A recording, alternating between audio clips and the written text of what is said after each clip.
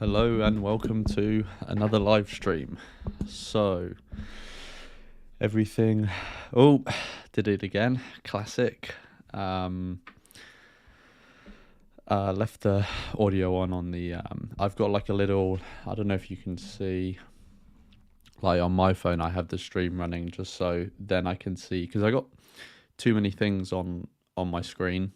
So to keep up with the chat, I've got it like there on my phone, and just so I can see the stream in case anything goes wrong or anything. But I always forget. I always have the volume on, just because my phone volume is generally on, and then I forget to turn it off for the stream. So the technical issues are disappearing. I think it's just like my issues that are persisting. But anyway, so I think everyone can hear me well, so I'll move that back here. So I've got a bit more room. So this one it's another morning stream. So actually, let me explain. Like the reason I'm doing these in the morning is because there's a couple of reasons. Even though I know obviously, if being in the morning here means that for America, it's the middle of the night or like early morning. But there are a few reasons like I'm doing streams in the morning now. First one is it's summer in the UK, and I was getting some issues before about just basically the way that the room I'm in is at the back of the house, and so it gets sun from like basically every angle, so it heats up a lot quicker than the rest of the house. So if you walk into this room, it's way hotter than the rest of the house, right?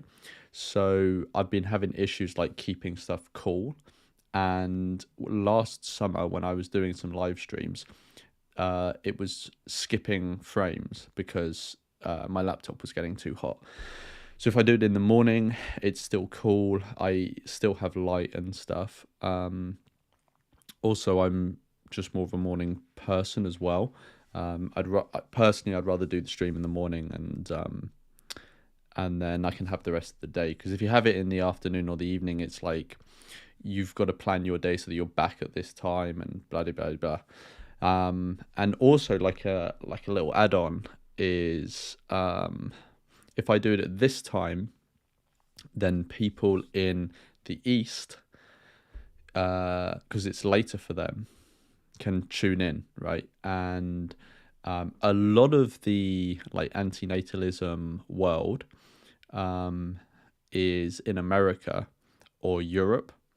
Well, no, okay, that's a lie. The antinatalism world isn't there, but a lot of the people doing stuff online, especially live streams, from what I've seen, there aren't actually that many people doing live streams, but out of the people that are putting out content and doing stuff online, doing live streams, they mostly seem to be in Europe and America. So I often feel like quite bad that people in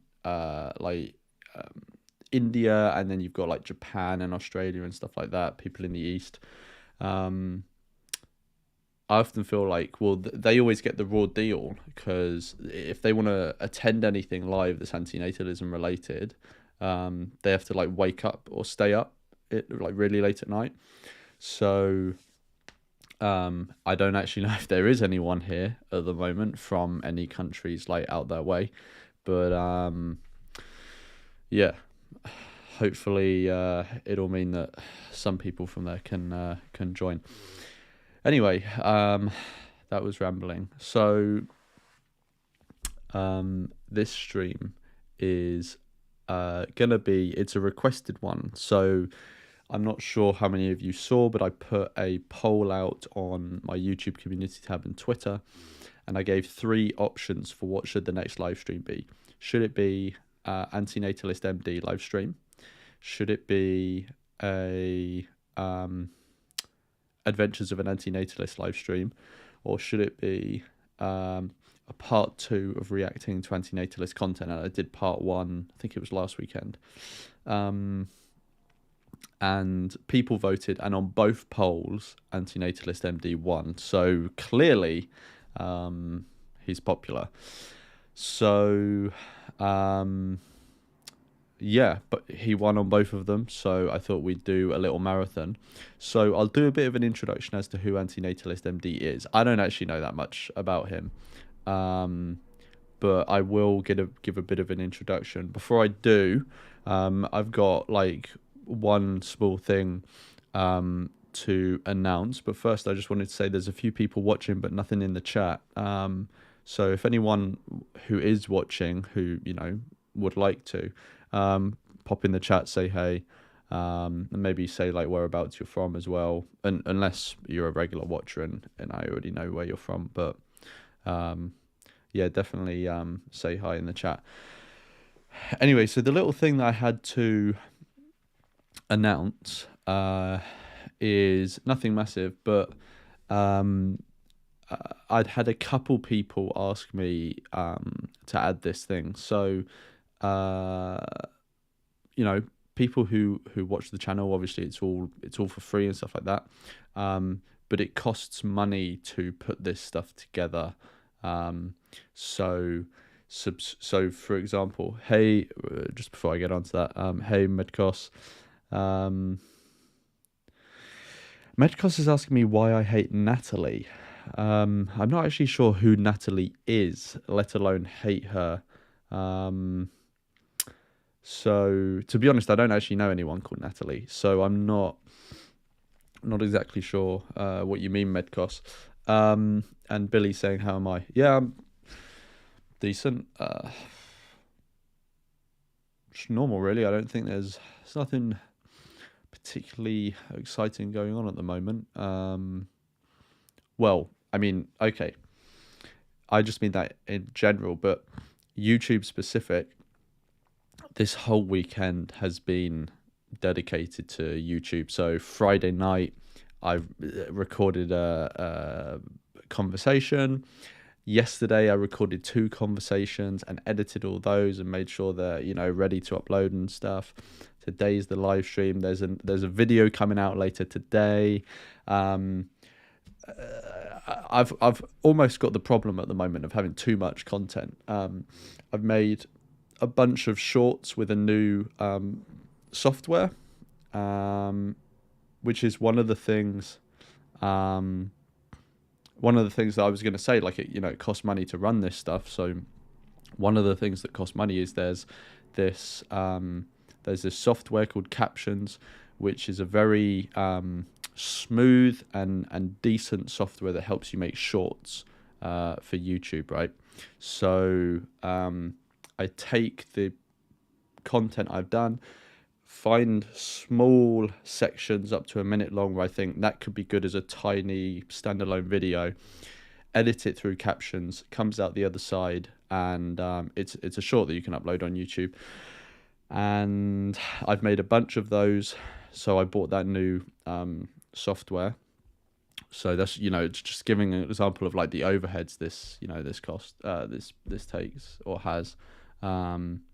So the first of those shorts came out yesterday. It was one with a clip of Christopher Hitchens. I'm sure some of you know who Christopher Hitchens is. So yeah, can't remember. Oh yeah. Anyway, so the reason I was saying that was because obviously everything on the channel is free, but there are overheads to running the channel, right? It costs money. Now, if there's something that costs money on the channel, it's not necessarily going to make me not do it. I will take the hit, but obviously it would be nicer if I didn't have to take a financial hit myself to do something for the channel.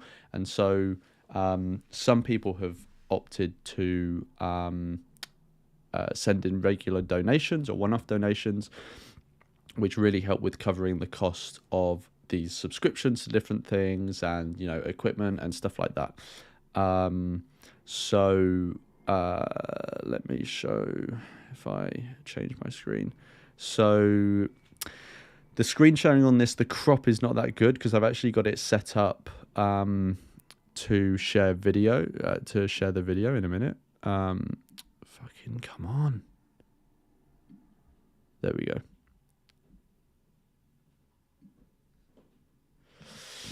But yeah, so sorry, yeah, so where was I? So yeah, one of the ways I would say you could do, like, some people do regular ongoing like support, which helps me cover the costs. And if they do, they get access to like a supporter community. So we have a small supporter community. You access it through Patreon, which is this. There's a link in the description, and then it gets you onto a Discord server where we have monthly meetups. You get early access to videos. So all of the videos that I just said, like that I've got ready, they're not out public yet, but they're all on early access. So all of those people can watch them. And there's a bunch of other stuff. There's other ways that, I mean, we talk in there and have different conversations. There's also like unique opportunities that I give those people for like input on videos. Like if I'm interviewing someone, ask them if there's any questions they suggest that I ask and stuff. Yeah, anyway, so usually there were 3 tiers. So there was legend, big legend, and then Benatar level legend. And it was, you could donate £5 a month, £10 a month, £20 a month. Obviously that's in pounds. It would translate to your currency if you're logging in from a computer in a different country. But some people were saying that they wanted to support, but they couldn't do the £5 option.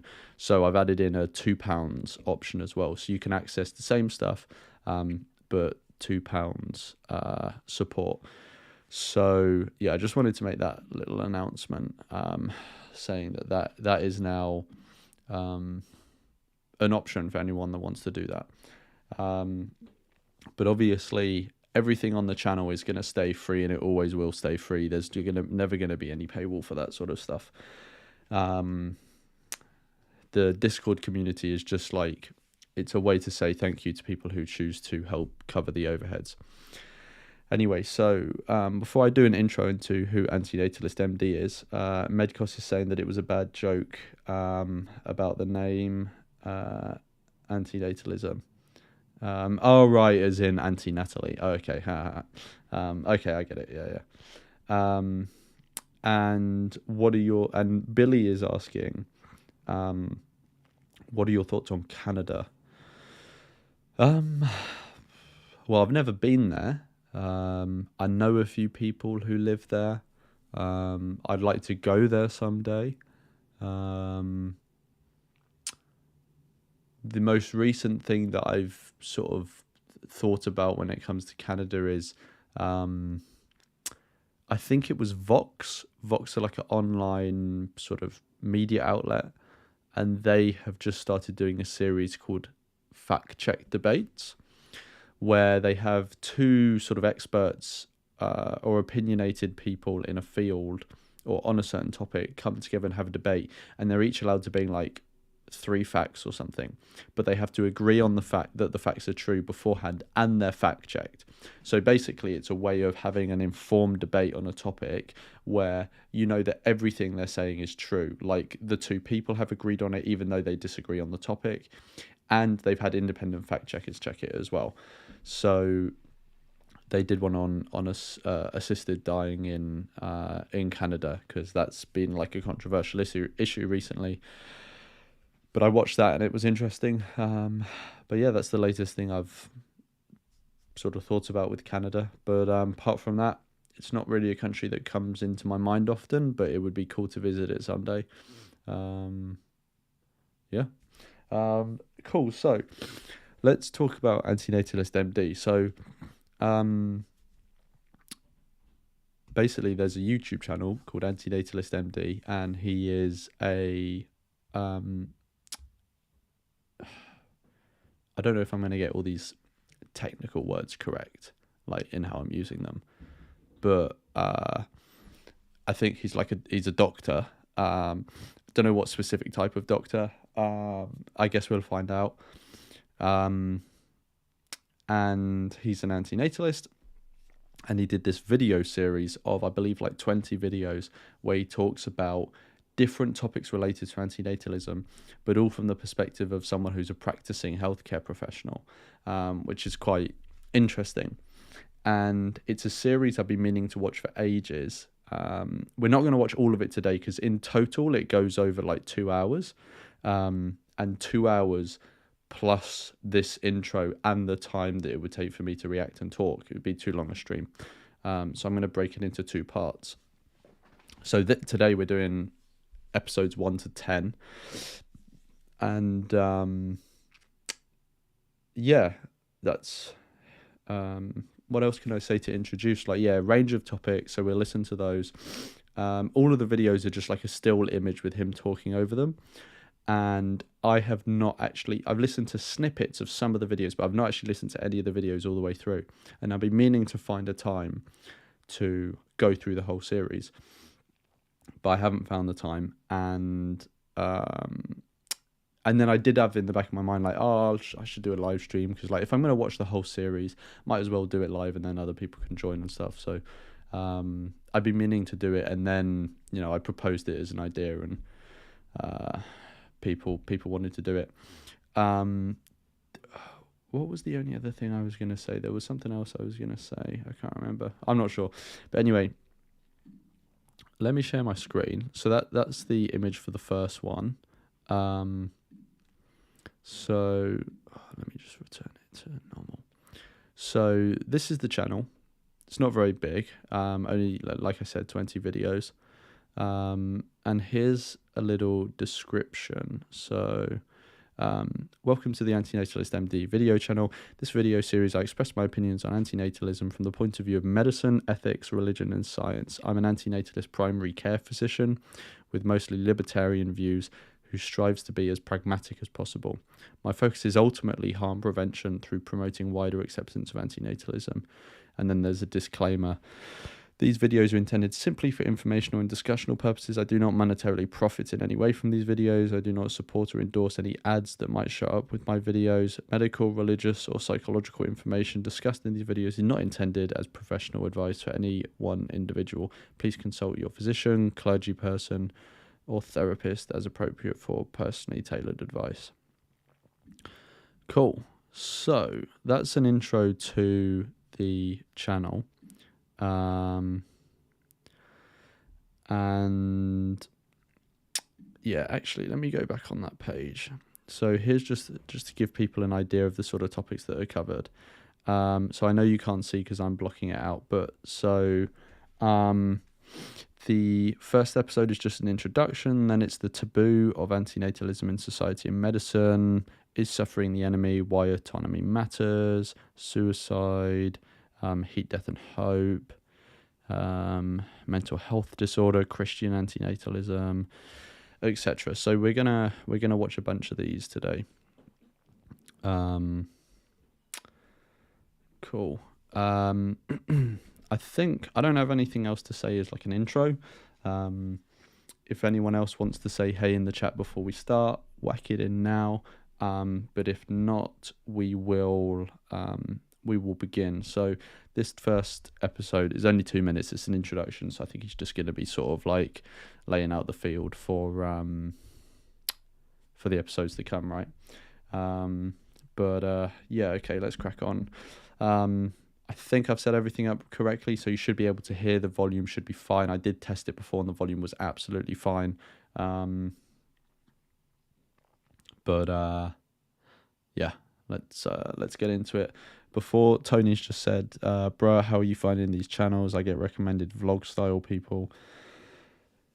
You mean like vlog style antinatalist people, like people just sort of like walking around talking to camera.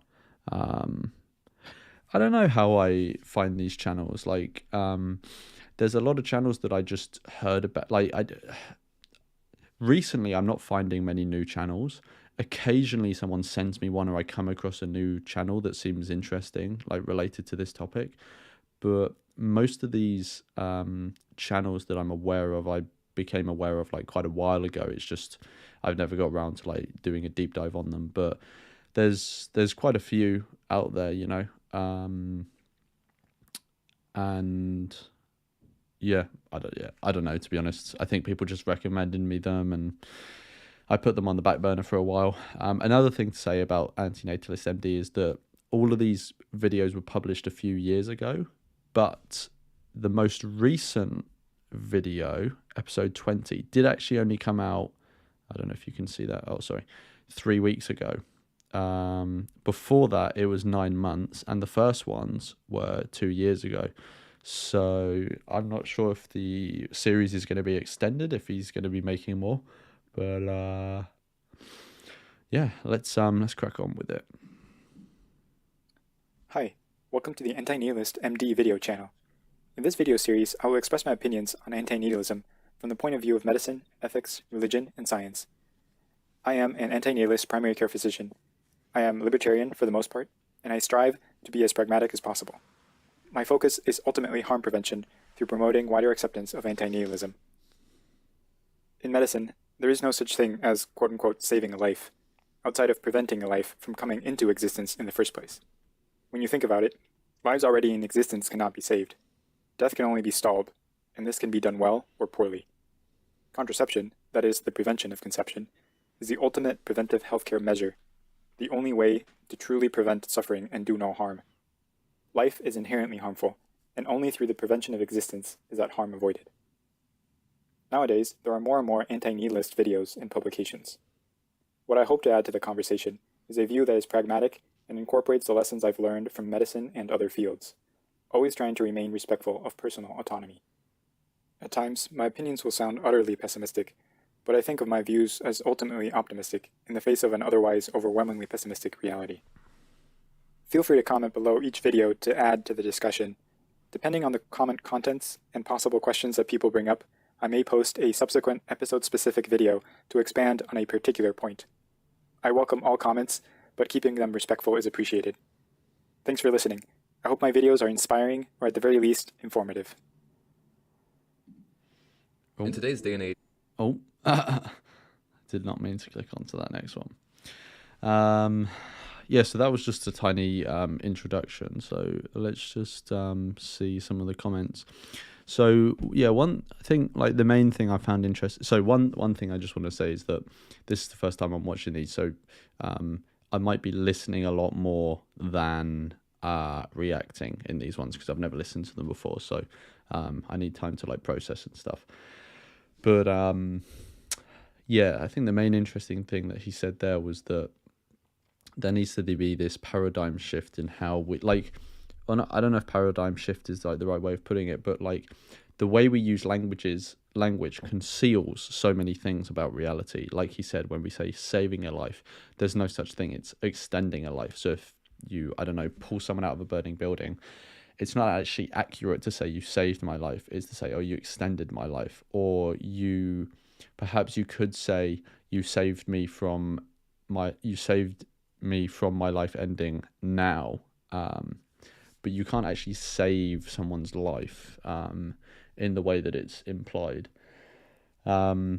which is interesting. And yeah, anyway, so let's look at some of these comments. So you've got one person here saying that, so they're a nurse student and they're looking to become a nurse practitioner, and it's good to see that there are other people who hold antinatalist views in that. And then you've just got people saying that it's interesting channel concept. Okay, blah blah blah blah blah. Cool. Okay. Cool. Let's go on to episode 2 then.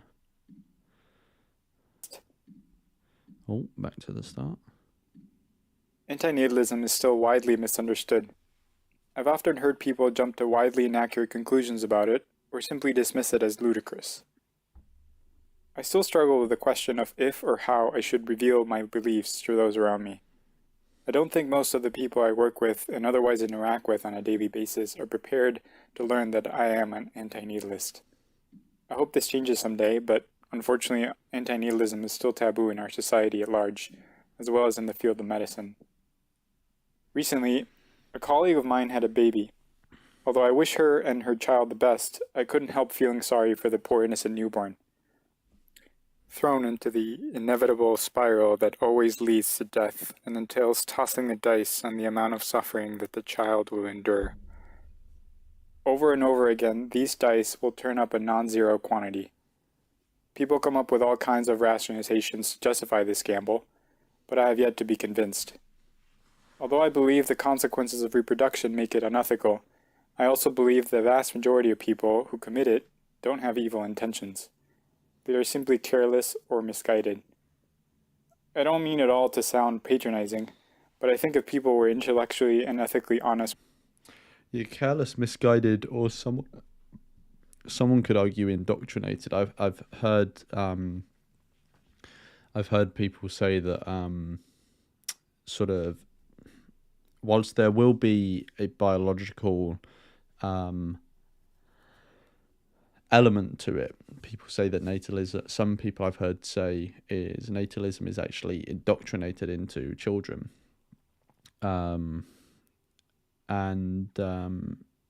yeah, one sort of I guess there's two ways you can think about it. One way is like they're indoctrinated into the ideology of natalism that says it's fine or even good to create someone.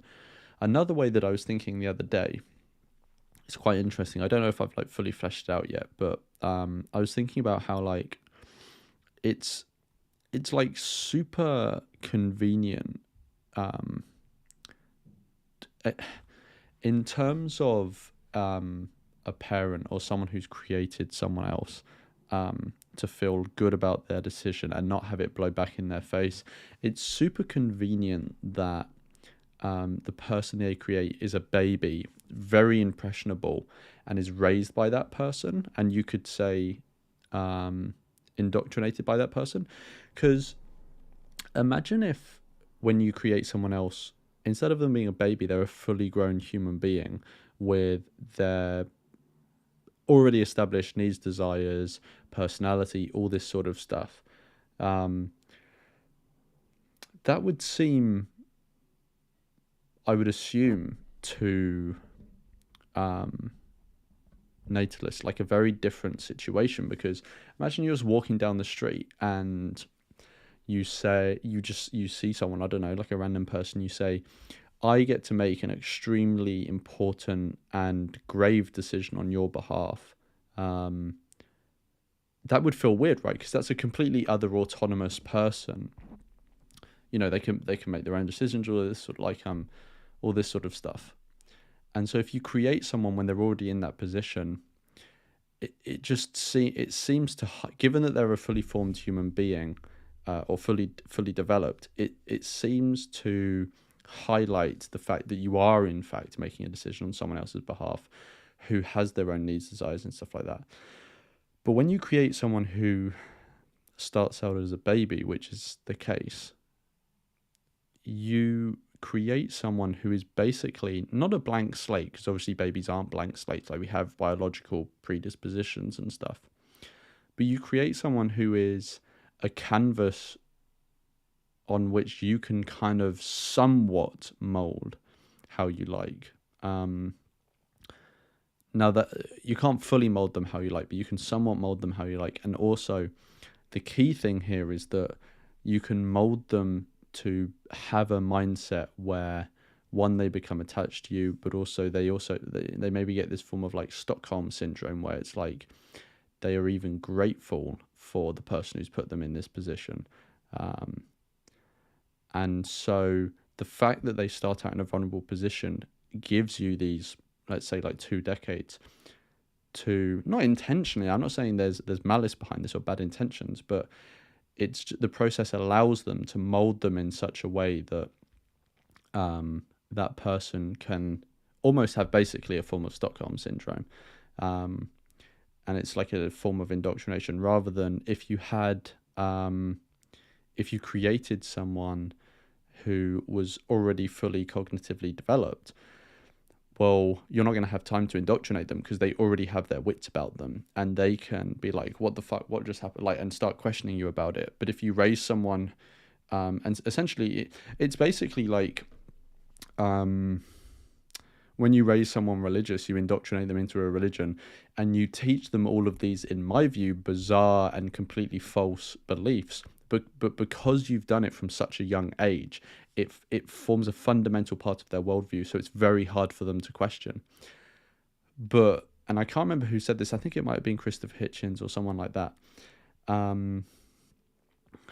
If the teaching of religion was banned until someone was 18 or fully cognitively developed, and then we introduced religion to them, the uptake of religion would be a very different thing in the world. I would say even like it would probably be like a very fringe thing. If everyone was fully cognitively developed when they were introduced to the idea of God and religion, the fact that, you know, there is a God, he cares where you put your penis, you have to wear these funny clothes at certain times of the year, all of this sort of stuff. Like, I think if people were introduced to that when they were fully cognitively developed adults, they would recognize it for the bullshit that it is. But because they got when they're young, that's why it's so prevalent. And it seems like the lack of pushback to procreation is also the same, given that when you create someone, they are in this vulnerable state and you can mold them into a certain mindset. And you don't even, to be honest, you don't even have to actively do it yourself. And people don't actively do it. Like it's an unconscious thing. I think they do. It's just because they hold the belief and they raise their child with the same belief. But it's also held by the wider culture. So even if you in no active way do it, they'll absorb it from the wider culture. But this sort of wider indoctrination of the child seems to allow less friction with the ethical implications of procreation. Whereas if you created someone who was a fully formed, cognitively developed adult who understood all the risks and stuff that have just been imposed upon them, then I think there would be more friction with the act of procreation, because the people who are on the blunt end of it would actually be able to voice that before they'd been indoctrinated, if you get what I mean. I don't know if that made any sense, but maybe people understand what I mean. Anyway, I can't remember how I started talking about that, but let's continue. With themselves, they would likely arrive at antinatalism, as hard as it would be to square with their reproductive instincts. My colleague is generally a kind and considerate person, and I'm sure she does not intentionally want her child to suffer. But the reality is, by bringing this child into existence, she and her husband have condemned it to suffering and to endure an inevitable death. There's no sugarcoating that fact. No matter how healthy the baby is, no matter how careful and caring the parents are, if there is anything guaranteed in that baby's life, suffering and death are definitely included. Ignoring or being in denial about this is careless at best. Unfortunately, me pointing this out to her might be seen as hateful or inconsiderate, even though my intention would be completely the opposite. Bringing these points up once the child is already born is essentially moot for that child, of course, but if it helps my colleague decide not to have more children, then it might be beneficial. The taboo nature of this subject, however, makes an open, productive conversation very difficult. Besides the reproductive instinct biology instills in most humans, I think a large part of why antinatalism is taboo is ultimately the fear of death. At some level, reproduction is a way of telling yourself that part of you won't die. And telling someone it is unethical to reproduce may consciously or subconsciously be interpreted as saying it is wrong for them not to die. A parallel misinterpretation of antinatalism is non-existence being confused with ceasing to exist. So preventing existence in many ways has connotations with death, even though preventing existence actually avoids death altogether. Another cognitive mistake that makes antinatalism taboo is the notion that life is the opposite of death. That giving life, meaning reproducing, is somehow fighting death. This is simply wishful thinking. Yeah, it's interesting. So what he was just saying there about how procreation is one form of escapism from death, which I can get that. I would need someone to like develop that idea a bit more for me to fully be on board with it. But I would definitely not be surprised if it does play some function in escapism from death. And I guess I can kind of see it. And then the other thing he said there about how they see life as the opposite of death, but when you create life, that's actually fueling death, right? And this is something which I don't know if maybe I can actually oh no, that's just getting up the bloody thing. Open a new window. So, oh no, that's the creator section, isn't it? I need my channel. There's a video I did recently which actually talks a bit about this. This video. It's a breakdown of a poem. And in it, the antinatalist interpretation of what he's saying is that life actually fuels death. If you're looking at the act of procreation from the point of view of death, if you sort of personify death, death would actually probably be the biggest supporter of procreation, because you cannot have death without a new life, right? And so if we were to stop reproducing, that would actually be detrimental to death, because there would be no more deaths. So it's interesting that he's made the same observation here. Cool. Dangerous wishful thinking. To put it bluntly, when you give life, you give death. Starting life that was not previously there also gives death that was not previously there. So life is not the opposite of death. Never existing is. Although death is no stranger to the medical world, society's fear of it and confusion over its relationship with antinatalism still spills over into medicine. This is also why I think antinatalism has not found fertile ground in mainstream medicine, even though to me it's a clear place for it to grow. Medicine, for the most part, still operates under the assumption that death should be avoided, chiefly by promoting life. On the surface, this sounds like a reasonable assumption. Surely, death should be stalled in many circumstances.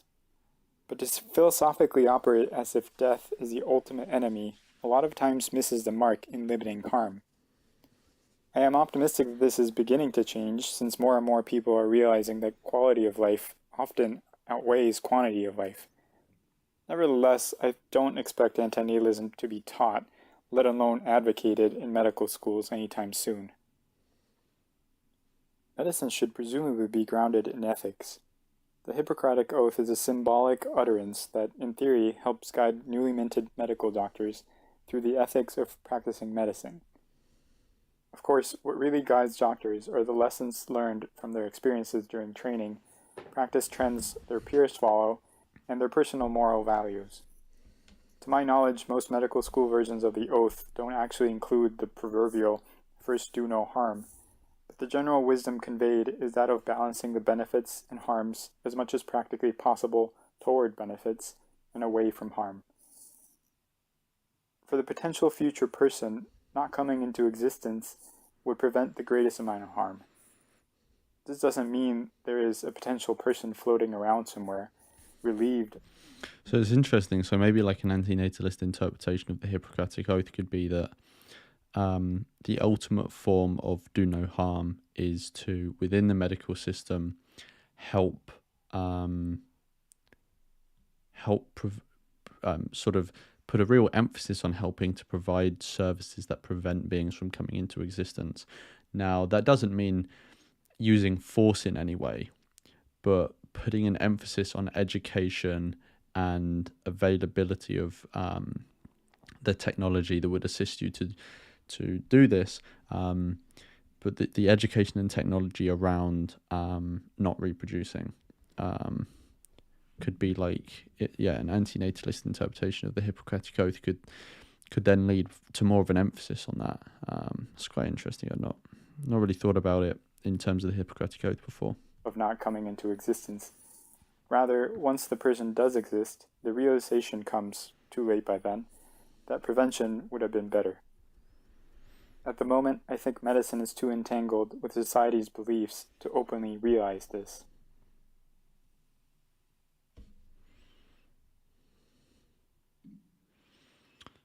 Okay. So that was the second one. That was interesting about the Hippocratic Oath.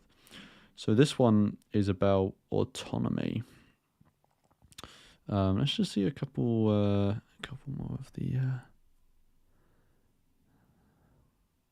comments. Yeah, just people saying like generic antinatalist stuff, I think. Okay, let's go. Although I believe conception is unethical, it goes against my libertarian principles to go as far as to forcibly prevent someone from conceiving. It's interesting, actually.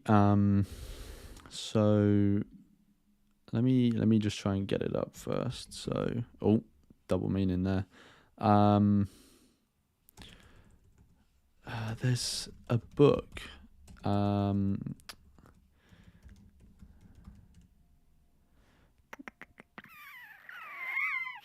So there's a book called The Libertarian Case for Antinatalism. And I actually had a discussion with a libertarian before about antinatalism, trying to convince him of it, with a guy called Johnny Hoddle. So this is a libertarian case for antinatalism. Very short. But it's interesting that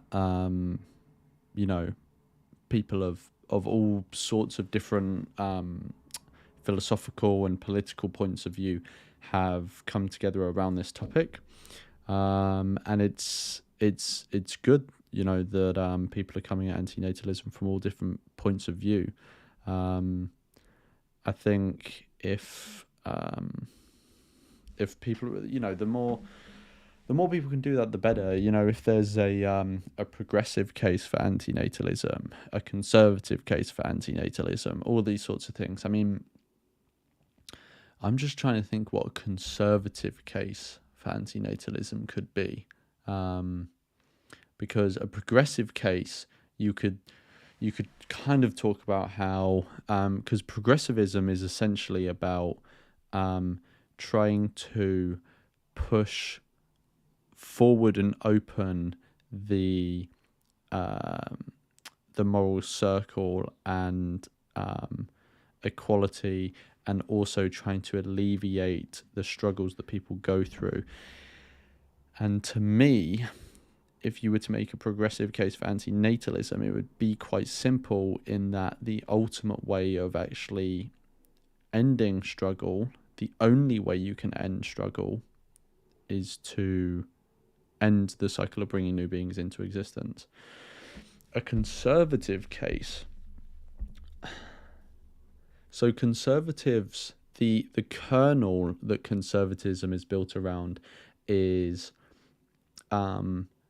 the conservation of tried and tested wisdom, is basically how they would put it, right?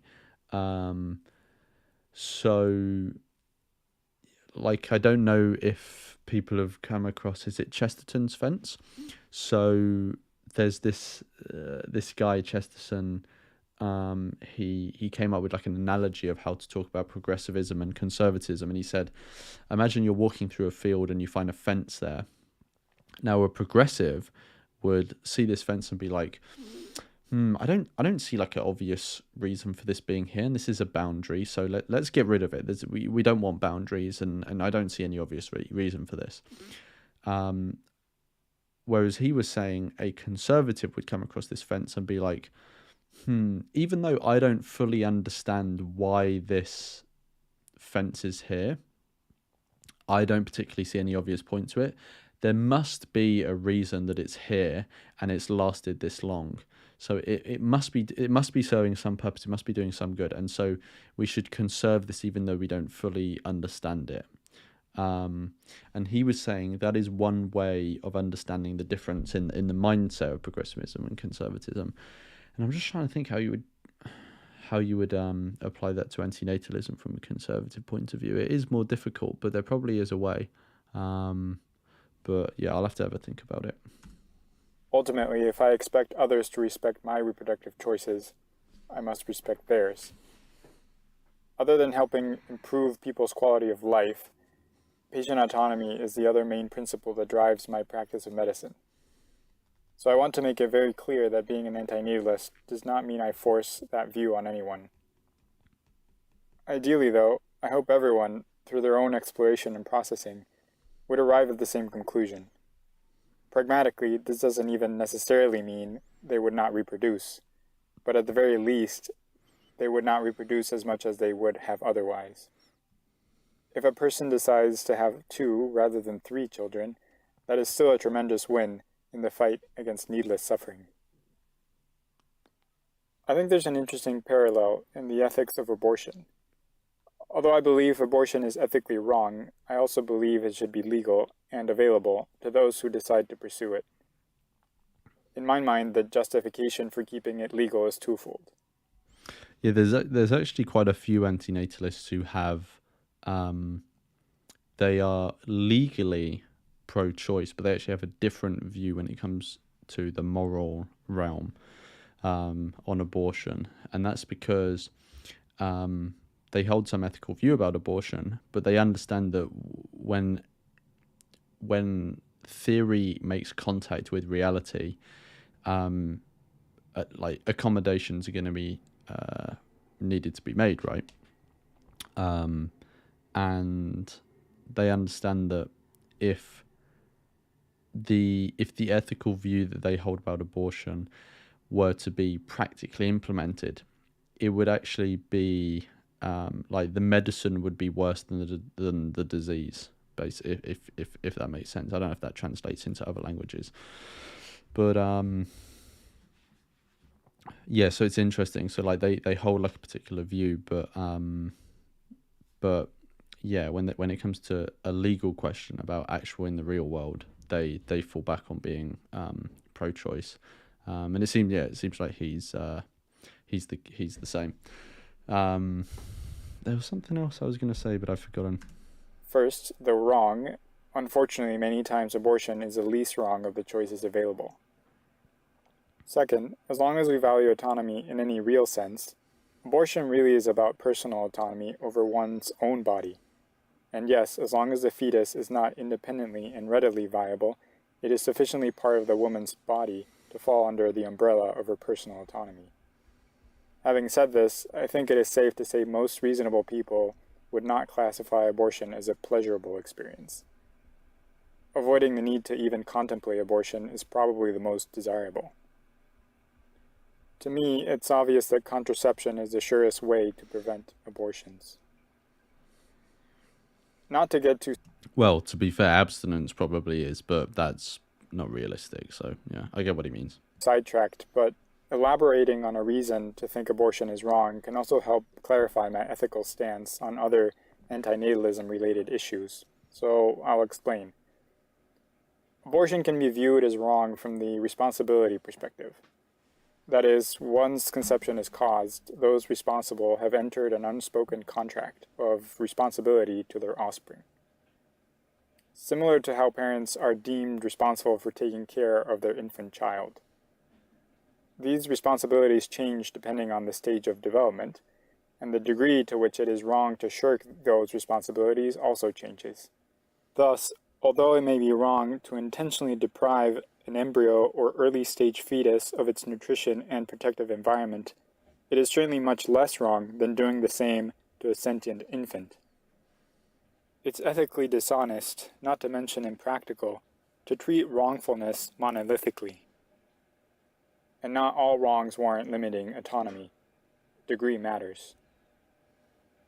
Another reason why autonomy in general is important is its contribution to meaningfulness.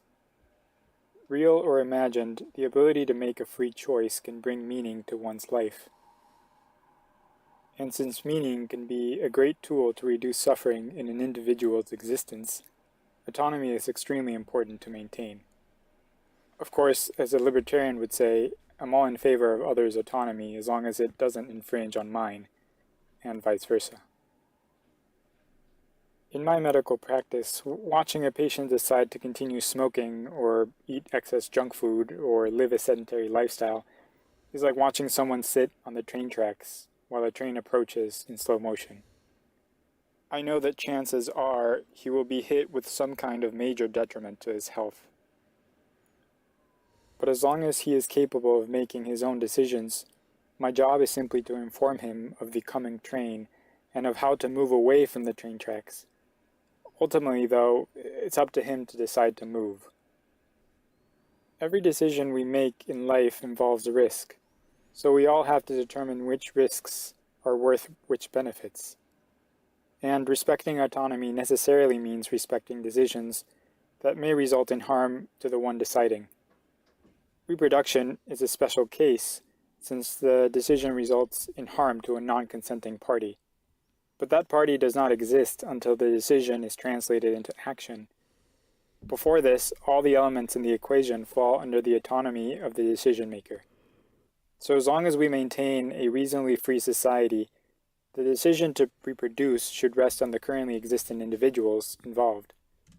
Yeah, that's the thing. Like the way I understand it is that like people don't have like a right to procreate, but they have a right to bodily autonomy, and then by default they have like a de facto, if de facto is the right term, they have like a de facto right to procreate because they have the right to bodily autonomy. Which yeah, I don't know if what other people think of that, but that's my current understanding. And Brant's in the chat. Hey, Brant. This is both ethically necessary and ethically tragic. And it's why wider acceptance of antinatalism. And Brant, whereabouts are you in the world? If it's your morning, I'm assuming it's like what? Well, I don't know when in the morning actually, because yeah, whatever. But yeah, whereabouts are you in the world? Reason discussion is so important. Thanks for listening. Okay, so that was episode 3. So episode 4 is suffering the enemy? So in this one, let's have a guess what he's going to talk about. So in my personal view, suffering is not the enemy once you're alive. If you're talking about someone who doesn't exist yet, or doesn't exist at the present time, then suffering is the enemy. But yeah, like if you're talking about someone who does exist now, so like me, for example, I don't consider suffering the enemy because I think often voluntary suffering can be good, because if you take on voluntary suffering, like there are 2 types of suffering in that are going to happen in your life: voluntary, non-voluntary. And if you can take on voluntary suffering, it can give you the experience and harden you in such a way that the involuntary suffering can be alleviated to some degree. Not totally, but to some degree. I guess someone may call that like a stoic mindset. I'm not sure. Right, Brant is in the US. And nutrigenomics is 4 a.m. for you. Oh, well, it's 4 a.m. for both of you. Jesus. Well, thanks for joining so early. Yeah, it's 10 o'clock in the morning here now. But cool. Yeah, let's carry on. When I look around me and think of the suffering people endure in the world, to me, it's blatantly obvious that much of this suffering could have been prevented by antinatalism. One of medicine's primary goals should be prevention of suffering. Oh, nutrigenomics is late for you. 4 a.m. Jeez. Yeah, I remember you in the last live stream, actually, you said that it was the same situation. I got to say, that is rough, because I know people that have similar sleep issues. And yeah, it can really screw over their, like, yeah, well, more than their day. Like, it can just screw them over massively. So yeah, I feel for you. As I mentioned before, contraception is the ultimate preventive healthcare measure, and it's mind-boggling how this is not talked more about in medicine, though I'm sure I'm not the only one who thinks this way. I used to think that suffering in the world is so evident and undesirable that I didn't even need to point out that fact. If one pays attention to everyday life, the badness of suffering is obvious. But working in medicine makes this even harder to ignore. Medicine wouldn't even be needed if it weren't for people suffering, which is caused by the body's natural tendency to break down. My whole job is to help people prevent and treat suffering. Every day I see people in my clinic struggle. Working in general practice means I see the whole spectrum of commonplace, disease-caused suffering. From the mildly depressed, to the disabled diabetic, to the recently hospitalized person with dementia who doesn't recognize his wife anymore. I see not only those afflicted with disease, but also their loved ones who suffer alongside them. And yet, by reproducing, one ignores all this. One ignores the fact that our bodies start to decay as soon as they are formed. And suffering always comes along, whether it's by disease, injury, or aging.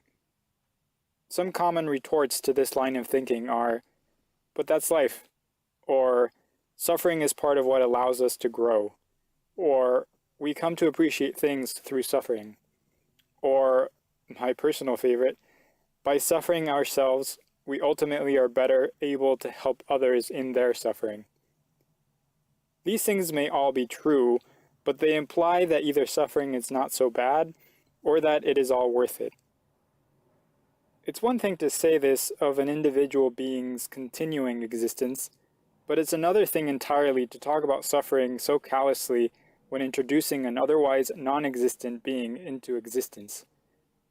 These views on suffering all seem to ignore one crucial thing, that we have the power to avoid being directly responsible for starting a new individual's suffering and propagating this cycle. I remember once a patient in her early 60s with multiple medical problems said to me, "If I had known I was going to live this long, I would have taken better care of myself." In that one sentence, she expressed so many deep truths. She implied that many of the things she now endures could have been either prevented or made less bad. Yeah, it's like when you create someone, there is suffering they're going to endure that is in their control and out of their control. The stuff that's out of their control, it's out of their control, so it's going to happen. The stuff that's in their control, I think sometimes when people are thinking about creating someone, they think that they're going to create someone who is like this responsible person and they're going to have a healthy approach to the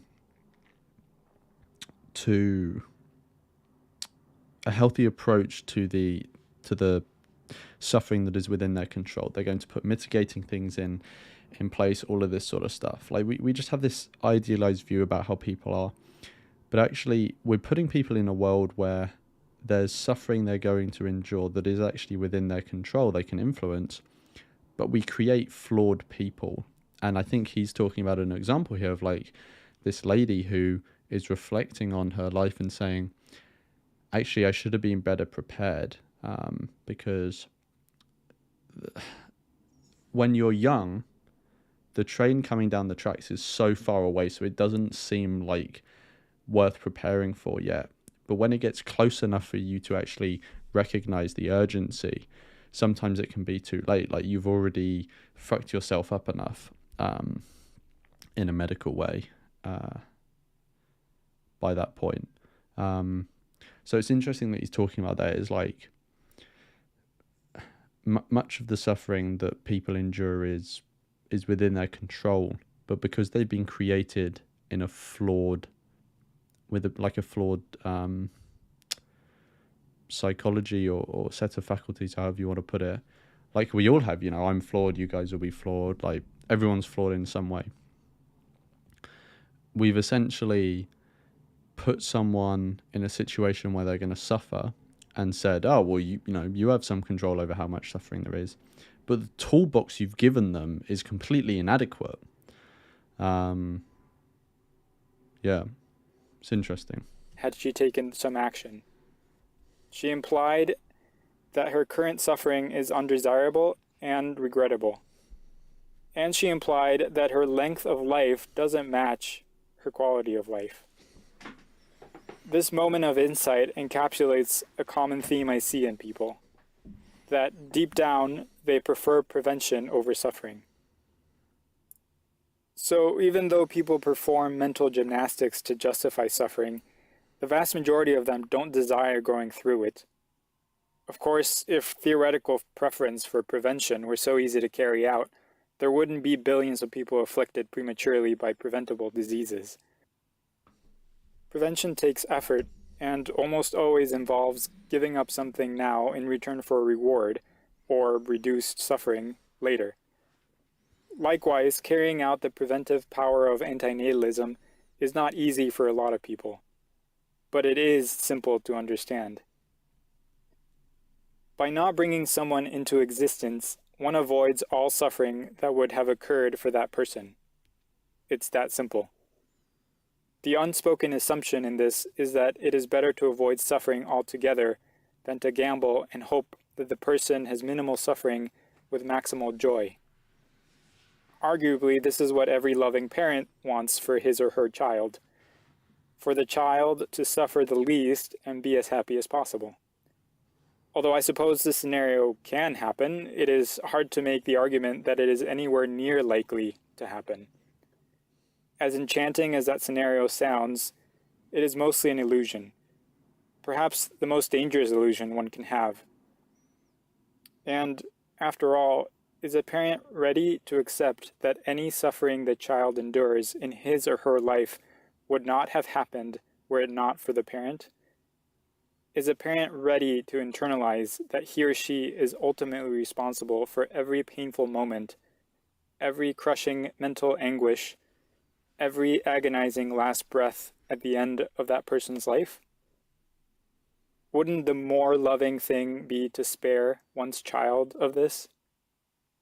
There is only one way to guarantee a merciful alternative: not bringing the child into existence. Anything else is a gamble. So the question then is suffering the enemy? Should we take the path that guarantees avoiding this enemy? There have been various views proposed that basically call this approach cowardly, that calls the avoidance of suffering a pathetic way to go through life. I disagree with this perspective. It seems to me that you have to think very highly of yourself to feel that imposing suffering on... And also, like, it's the way you view it, right? So when someone says that we should live in such a way that avoids suffering, I think people often view that as like they're imagining someone that just sits behind their sofa, or like goes to the shops wearing a crash helmet or something, right? Like a sort of caricature of what is meant, because someone who also pursues a life with avoiding suffering can do it in a much more mature way. I mean, you look at Buddhism, like Buddhists base their practice around the avoidance of suffering. But no one looks at Buddhism and says, ugh, they're just idiots, immature, No, it's like Buddhists out of any world religion seem to have, or any world religion that I have come into contact with in any meaningful way, seem to have the most rational, most reasonable, most mature way of approaching the world, right? So I think people, when they say, oh, you want to live by avoiding suffering, they have in their head a caricature of what that actually looks like, or what it can look like.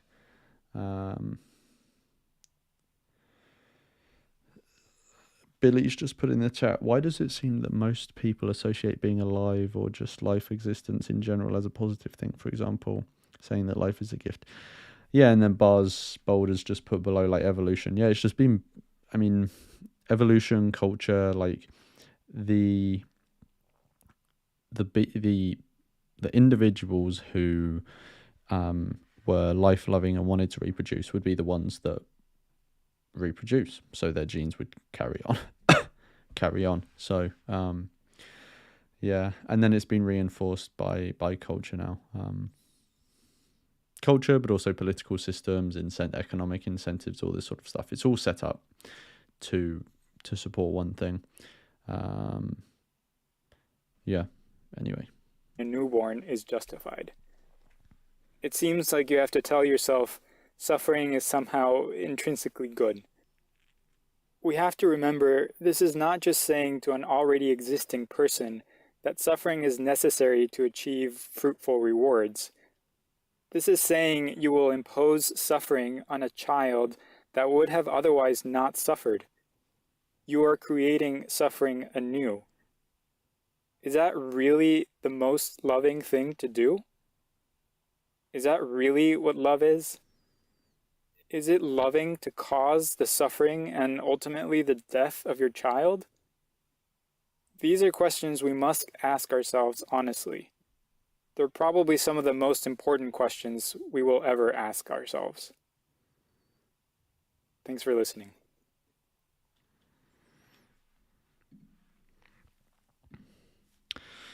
cool. So that was number 4. So now we're on number 5. And classify suicide. So this one is about suicides. Obviously, if if this is a sort of emotional subject for people, then they can mute it or switch off now. Or if you want to mute, then you'll know when the video is finished, because this picture of the icy stuff will have changed. That means we've finished the video. But Brent is just saying, how do you respond to someone who thinks that the good things in life justify the bad and that suffering allows for growth? Well, both of those things are addressed in the Antinatalist handbook, so you can find the link to that in the description.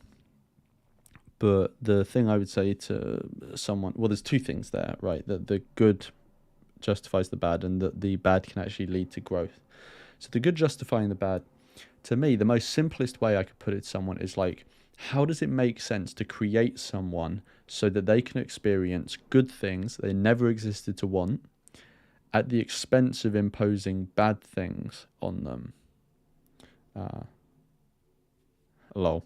David in the chat. Basically, David's making a joke about how he thinks I was with him, like, I think it was like a couple of weeks ago now, and he was saying that he when he watches like antinatalist stuff, he says it comes off a bit like culty because people always talk about David Benatar. And then I was saying about how it is true people do that, but I don't think that means that it's a cult. It just means that he's a very influential person. But also there are other people that we talk about. And then later in the day, the topic came up in a completely different situation, talking to a different guy.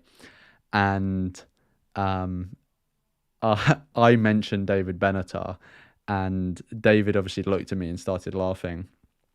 But the thing is that in that context, it was specifically relevant to mention him, but oh well. Yeah, anyway, and then Brand is about like talking about how, the suffering allows growth. And yeah, well, I think there are 2 things to say here. Like, if you're talking to someone about how suffering can lead to growth, the first thing to say is that is true. Like, once you're alive, it's very true. Like, suffering that you go through or suffering you put yourself through can lead to growth. And often it can be very good, right? Like, I'm sure many of us here have benefited from some level of suffering that's allowed for greater character development and something like that. But the game, in my view, completely changes when you're talking about someone who doesn't exist, because they have no need for the growth or the character development. So it makes no sense to create them for them to go through suffering to achieve something that they never existed to need in the first place. and and then David saying that David Benatar is basically antinatalist Jesus.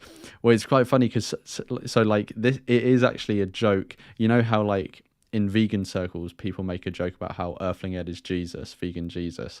People do actually, like antinatalists do actually make the joke about how David Benatar is. They call some people, like they will say about how like our Lord and Savior David Benatar as like a joke. So yeah, I get that. I get that vibe, but I think like David was just taking the piss. Um, cool. Okay. Let's get on with this. Suicide is a messy topic that can get very emotional very quickly. It's important to say right from the start that, whether ethical or not, suicide is an awful situation since it almost always indicates tremendous amounts of suffering. So I'll do my best to keep that in mind as I talk about suicide and how it is and isn't related to antinatalism, as well as my thoughts from the medical perspective. I don't know if antinatalists statistically have higher or lower rates of suicide than the general population, but because antinatalism can arise from a pessimistic worldview, the question of self-termination often comes up. This single word, suicide, encompasses a wide spectrum of circumstances.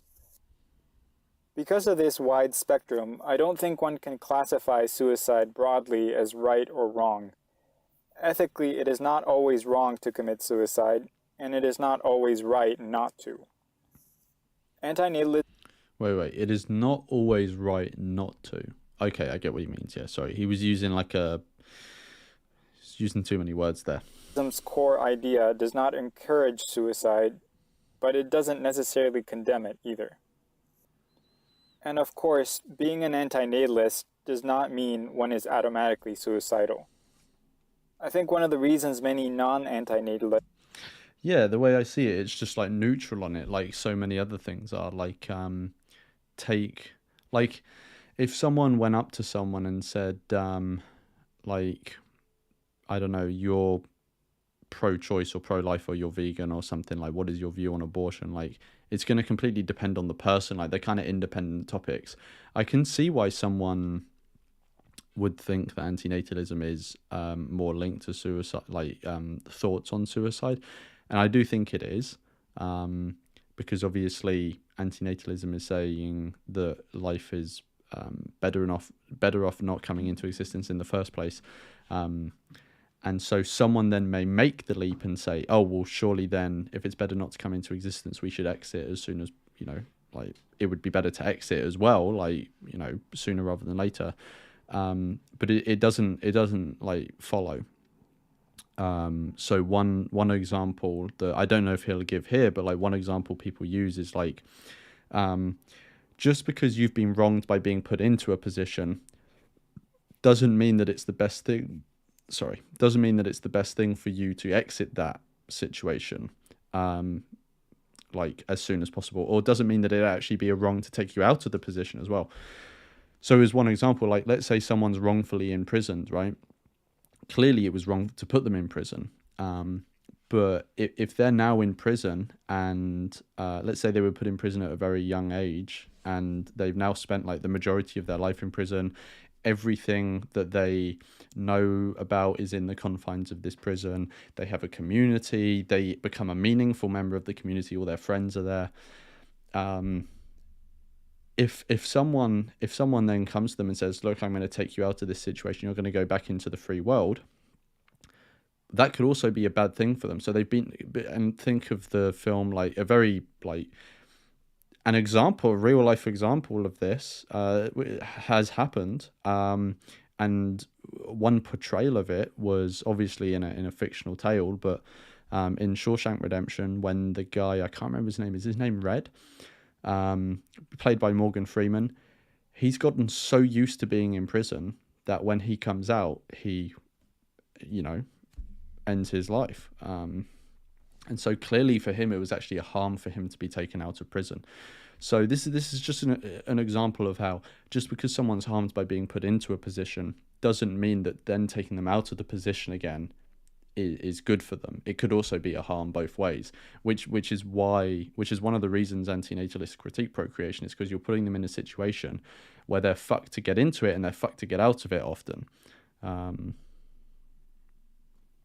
Anyway, I think I've made the point, but let's continue with what he's saying. Seem to confuse the relationship between suicide and antinatalism is that they don't quite recognize that favoring non-existence is not the same as wanting to cease to exist. Most living people have an interest in continuing to exist, and it is harder to justify terminating existence for a person with interests than it is to justify maintaining non-existence for someone who doesn't exist and therefore doesn't have interests. It's also possible that antinatalists think more about suicide than non-antinatalists, but I suspect this would be simply because the ethics of procreation are intertwined with thinking about life and death. And if you take these things seriously enough to change your life decisions, sooner or later you will also consider related topics, such Also, I just want to say hey to a few new people. So, hey Bars, hey Ryan, and hey Tony as well. as the ethics of suicide. But again, that doesn't necessarily make you suicidal. Another common point of confusion is the relationship between mental illness and suicide. One could talk for hours about how valid the medical labels for mental illnesses are, and I'll comment on this more on a future episode. But for now, I'll assume they are at least somewhat valid. To start, not all suicides are because of mental illness. There are plenty of people who were never known to be mentally ill who commit suicide. Although one could argue some of these people were simply undiagnosed, one also has to consider the possibility that the suicide was actually done using clear, rational thought. For example, there have been many periods throughout history where people have been apprehended against their will and burned at the stake. Assuming there is no reasonable chance of escape, if that person who is about to be burned alive had the means to quickly and painlessly commit suicide, one would have to be blindly dogmatic to not see that this could be a rational option to take. Granted, this is an extreme example, but there are probably countless analogous situations in the world. Part of the reason the burning at the stake example potentially shows a form of rational suicide is that it assumes little possibility of the person otherwise being able to alleviate his suffering.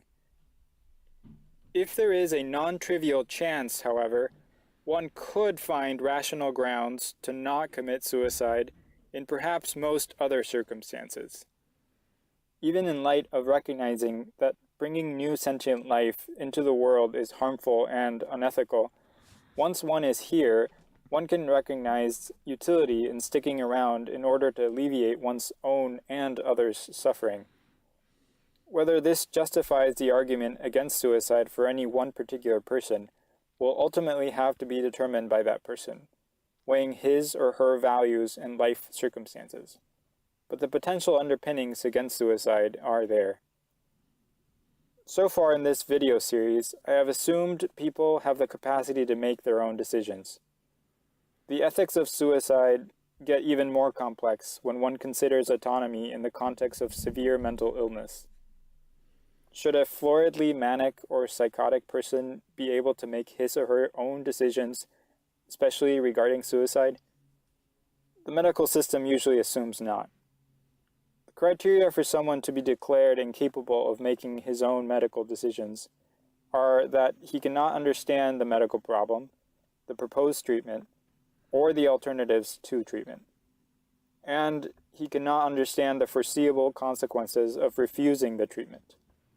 Whether someone is depressed or in a psychotic episode is also considered.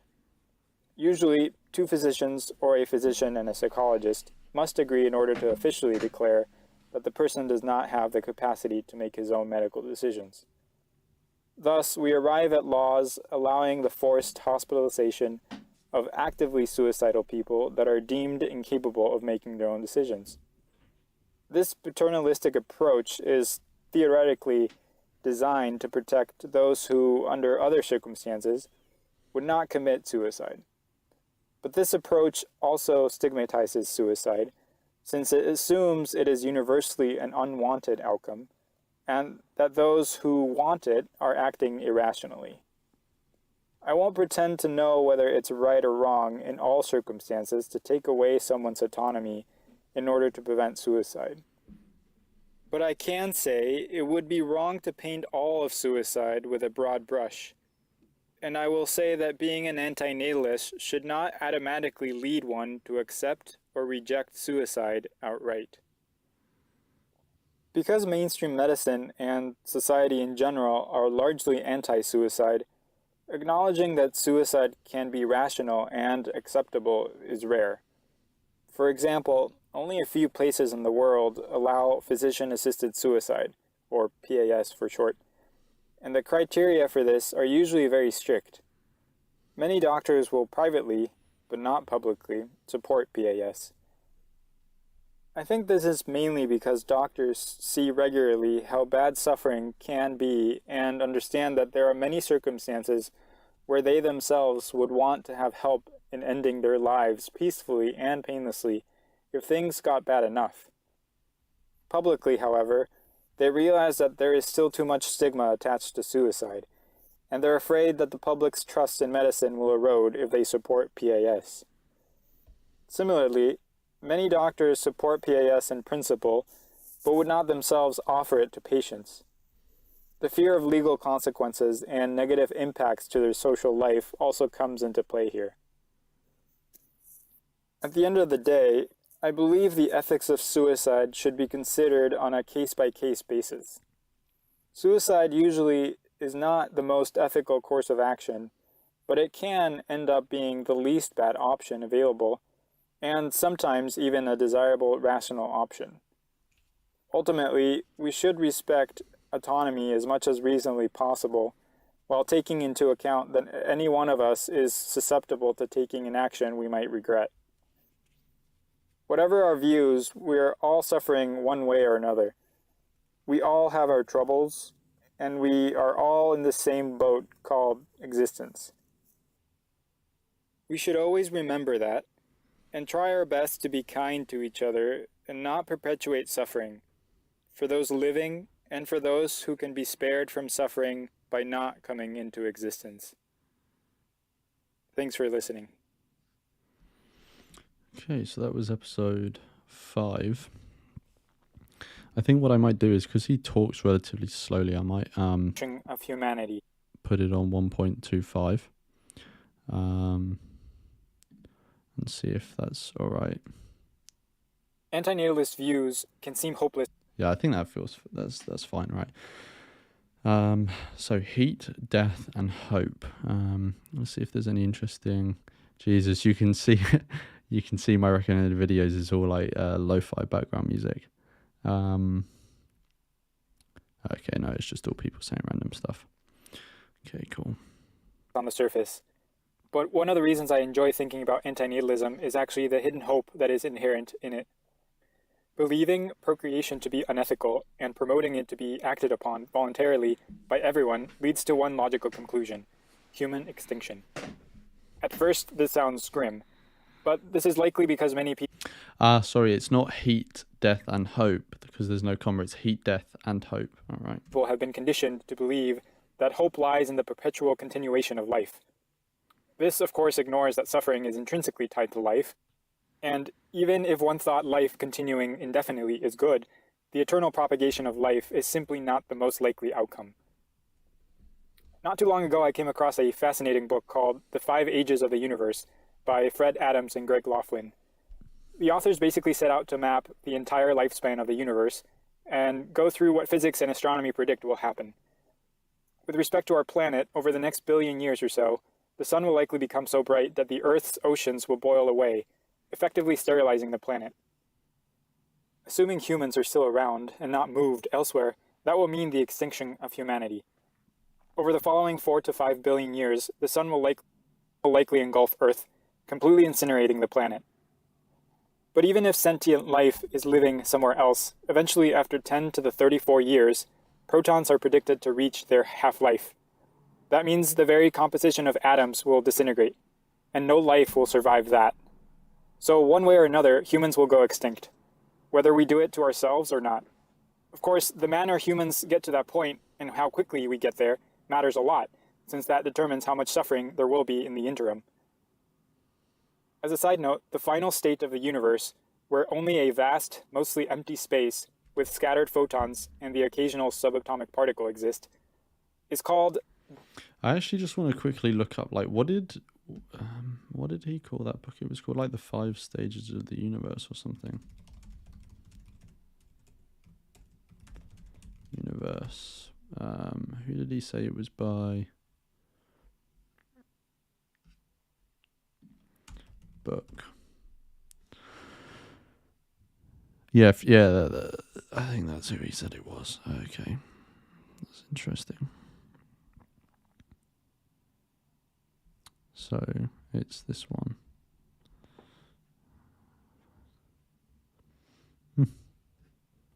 Yeah, interesting. The heat death of the universe, which is theorized to occur in 10 to the 100 years. Denial of humans as a species going extinct one day. Hey, Florin. Welcome to the live. No worries for being late. Okay.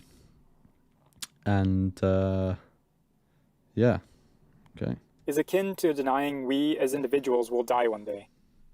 Just because this reality may be far out in the future doesn't negate its guaranteed eventuality. So we have to ask ourselves, is perpetuating suffering to new beings worth prolonging the inevitable? We can have reasons for ourselves to continue living as individuals because we are already existing, but it's very hard to justify ethically bringing others into being to suffer just for the sake of stalling extinction. Thinking about the massive timescales I mentioned is really intriguing, but the reason why this subject is so hopeful to me is that it will mean suffering will end one day, and we can, through our own individual decisions, help end this suffering sooner. That is such a comforting thought. It's how I like to frame antinatalism, as a powerful tool that can provide an end to suffering in a humane and rational way. Most likely, none of us will witness how this actually comes to pass, but I think hope is still useful and motivating in the present. This is one of the reasons I don't ultimately consider myself a pessimist. Even if in the short term many of my views seem pessimistic, to me the big picture is optimistic. Granted, this may not be conventional optimism, but then again, antinatalism is not known for being conventional. Thanks for listening. Oh, that was a quick one. So I think basically the main point he was making there was basically saying, like, the end of life is inevitable. And so basically he was making the point of, like, how he was saying, you can never save a life, you can just extend a life, right? Because it will die at some point. It's the same with life in general. Like, at some point it's going to end. And so this continual renewal of life doesn't seem to actually have, like, some greater purpose. Because it's basically just like we're in this universe that will end at some point, and we're just continually, like, churning out new individuals for something that seems pretty pointless. But anyway, I don't really have much more to say on that. Too often. This one's going to be interesting. I don't know too much about Christian antinatalism, but I also think that this is the most viewed episode of the series. Antinatalism gets compartmentalized into a space completely separate from religion. I think this is a mistake, because antinatalism can very much be applied despite one's religious beliefs. Not only that, but in order for antinatalism to be adopted more widely, pragmatically, people who are religious will have to be included. I will focus this episode on Christianity, though similar arguments can also apply to other major religions. Although I am not a religious scholar or expert in religion by any stretch, I do respect people's right to have religious beliefs, and as an antinatalist, I am compelled to do away with the myth that antinatalism can't be followed by religious people. My goal in this video is not to make an argument for or against Christianity itself, but rather to say that antinatalism can very much be compatible with Christianity. I should mention that if you are better acquainted with theology and there are egregious holes in my line of reasoning, feel free to comment below. To start, it is important to realize that religion in general is oftentimes as much of a culture as it is adherence to scriptural teachings. This means that what people actually end up doing as their religious practices can be related more to what the culture around them, within that religion, is doing, which is usually an evolving framework of viewing the world through selected scriptural teachings. Most of modern Christianity does not follow scripture literally. Rather, depending on the branch of Christianity, a set of traditions have evolved around different interpretations of portions of scripture. Therefore, not all of scripture is given the same weight and importance. For example, in 1 Corinthians chapter 7, the Apostle Paul effectively views marriage as less than ideal when it comes to devoting oneself fully to God. But many Christians would place much more value on marriage than that. Cultural momentum has more weight than certain portions of Scripture. This phenomenon plays out in many other religious practices, including how procreation is viewed. In the short book, No Baby, No Cry, Christian Antinatalism, by Martin Smith, the author makes the argument that while the Old Testament often advocates for procreation, the same is not true of the New Testament.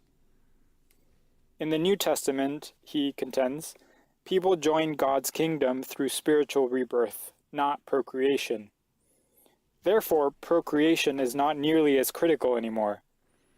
In some ways, Christ's conception and birth could be viewed as the last procreation necessary. If a Christian's goal is to live a life for God and making him the center and purpose of one's life, Just want to say hey star and hey low. Procreation is more of a distraction. In fact, if idealizing anything other than God is considered a grave sin, this also includes idealizing one's children. Creating children in this context, at the very least, creates a temptation to move away from God. There are yet other arguments for a Christian to embrace antinatalism. We come back to the notion of suffering and doing harm. If one believes in hell, that is, the eternal damnation and separation from God, and one believes some people go to hell, then one has to consider that one of those people might be one's own child. Therefore, those who procreate not only subject their children to suffering in this life, but also the very high possibility of eternal damnation. I say very high because the New Testament makes it clear that the road to God is much narrower than the road to damnation. As a side note, the notion of the child being able to choose, as opposed to being destined, to follow God or not, is almost irrelevant here, since either way, the potential parent doesn't know prior to conception whether the child will be saved from hell or not. Yeah, it's been bizarre to me for a while that if someone believes that there is somewhere like hell and there's even a small chance that they can just create a new person out of nothing and they can end up there, despite their best intentions, that to me just seems like an open shut case. Like, why would you run that risk? Given that there's no one who exists to even want to come into existence, why would you run the risk of them going to hell? Like, and obviously I don't believe that place exists. But if someone does believe it exists, from their point of view, they would be putting that risk on someone, which just seems like an insanely self-centered and dumb thing to do. The only way to guarantee the child not going to hell is not creating the child, assuming the child's soul is created anew with the child. So how is it that most Christian traditions promote and encourage procreation? This goes back to the idea of religion as a culture.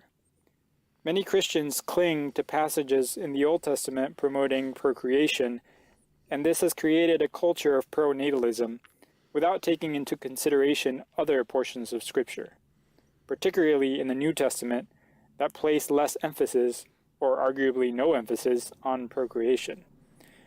And it ignores that if people living now are at risk of being pulled away from God, so will new people that are created. A possible objection to Christian antinatalism is that by following antinatalism, a Christian is simply cherry-picking which part of Scripture to follow. As if they don't do that anyway. This is a fair argument, but if valid, it also has to apply to all Christians. The fact is, following Scripture literally, or even following it metaphorically consistently all the time, is too difficult for the vast majority of people. So if one is not selective, how is one to follow Christianity as set out in Scripture? Almost all Christians have to be selective, and if one is not okay with that, then one is effectively saying there are almost no Christians in the world. So if one can be selective about which part of Scripture one follows, one can also be selective about which religious justification one follows to fit antinatalism. Therefore, a Christian has plenty of reasons to also be an antinatalist and not give up being Christian. As I mentioned at the beginning, although I have focused on Christianity, we could make similar arguments for other religions. My point is that prevention of suffering is a universal concept. It cuts across religions, cultures, races, and socioeconomic classes. If you are sentient, and compassion and harm prevention mean something to you, you can be an antinatalist and use your current circumstances and context to very reasonably justify it. Thanks for listening. Yeah, there's to be honest, I've got to say I'm not like the most clued up on the religion antinatalism intersection or whatever. But there are books on it. There's books on definitely Christian antinatalism. There's a couple of them. And then I think there might be a book that covers all of the main religions. But I can't remember if it does. There's one by Ken Coates, but I can't remember if it does actually cover all the main religions or if it's... I haven't read it yet. I've actually got it on my bookshelf there, but... yeah, I'm not too sure. But if anyone knows of a book that covers religion and antinatalism in a more overarching way, covers more than just Christianity, definitely whack it in the chat so people can see it. So this one is about antinatalism not being a mental health disorder. A common reaction to antinatalists is the assumption, either implicit or explicit. Oh, this one's actually a bit loud. So I'm just going to turn it down a bit. That antinatalism could only be arrived at in the setting of a mental health disorder or some sort of past psychological trauma. I disagree with this, of course, and I think it's worth addressing the multiple problems this assumption highlights. First, antinatalism itself is not necessarily indicative of a mental health disorder. Although there is no universally accepted definition of a mental health disorder, and there is considerable amount of subjectivity in the label, there are useful established definitions. For example, the DSM, which is a standard psychiatry reference, defines a mental health disorder as a clinically significant behavioral or psychological syndrome or pattern that is associated with present distress or disability or with a significantly increased risk of suffering death, pain, disability, or an important loss of freedom. It further details that neither deviant behavior, for example, political, religious, or sexual, nor conflicts that are primarily between the individual and society are mental disorders unless the deviance or conflict is a symptom of a dysfunction in the individual. choosing not to procreate for ethical reasons simply does not fit into that definition. Of course, as in any sufficiently large group of people, there are some antinatalists that suffer mental health disorders, but it is not necessarily because of this that they are antinatalists. Second, although past psychological trauma may make a compassionate person think twice about inflicting suffering on others through procreation, being an antinatalist doesn't automatically mean you had psychological trauma or had an abnormally torturous childhood. Again, believing it is ethical to spare others of suffering is hardly proof of dysfunction. Unconventional doesn't mean dysfunctional. Having said all this, even if antinatalism is more likely to be adopted by people who have experienced trauma in their life, this doesn't negate the veracity of the antinatalism argument itself. Just as Isaac Newton's childhood trauma doesn't invalidate the usefulness of his math and physics discoveries, an antinatalist's troubled past doesn't nullify the validity of his argument for antinatalism. Yeah, it's just like, it's not dealing with the actual argument. If people say like, oh, you're depressed, or you have a mental health disorder or something like that, it's just distracting from dealing with the actual issue. If the argument itself is logical and clear. This topic begs the question, why do we even need to clarify that antinatalism is not a mental health disorder? Why would antinatalism be associated with mental illness in the first place? My guess is that there's probably a complex interplay of cultural stereotypes, reactionary arguments, and subconscious biases against the implications of antinatalism in most societies. It's possible that the idea of antinatalism triggers conflicting feelings in a lot of people. The thinking might go as follows. Preventing suffering is reasonable. That life inevitably leads to suffering is understood, though often ignored. Avoiding procreation is deeply unacceptable, but rationally is the only guaranteed way to prevent suffering. By procreating, one inflicts suffering, which conflicts with the first premise of preventing suffering, which initially sounded reasonable. The clash of these beliefs leads to an uncomfortable scramble to find a psychological defense mechanism against the whole idea of antinatalism. And sometimes the easiest defense mechanism is simply saying the antinatalist himself is sick or defective, so one can discard his argument as crazy without actually dealing with the discomfort the argument creates.